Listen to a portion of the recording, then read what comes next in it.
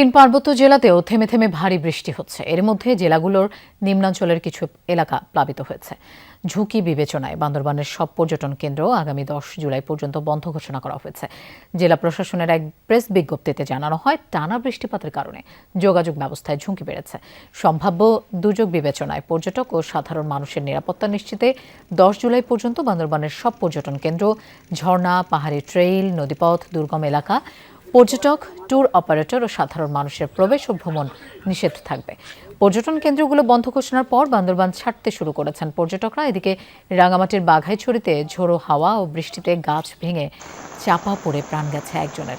এছাড়া টানা বৃষ্টিতে খাগড়াছড়ির নদী, ছড়া ও খালের পানি বেড়েছে।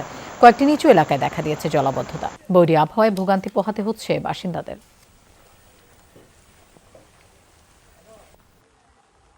আমাদের যেসব পরিবারগুলো পানি ক্ষতিগ্রস্ত অবস্থায় আছে তাদেরকে শুকনো খাবার অথবা খিচুড়ির ব্যবস্থা নেওয়ার জন্য আমি পৌর প্রশাসকের কাছে বিনীত অনুরোধ করছি। সামনেটা সুন্দরী পানি ওঠা শুরু হয়ে আস্তে আস্তে শুধু বাড়ের পানি। সবজি বাজারের নিচে সব ডুবে রয়েছে। গন্ধভরার দিকে তো আরো অনেক বেশি, মুসলিম পাড়ার এই দিকেও বেশি। আপনারা যদি আজকে যান তাহলে মোটামুটি নিরাপদে পৌঁছাতে পারবেন, এরকম একটা আশ্বাস দেওয়ার ফলেই আমরা আজকে এই গন্তব্যস্থলে পৌঁছালাম।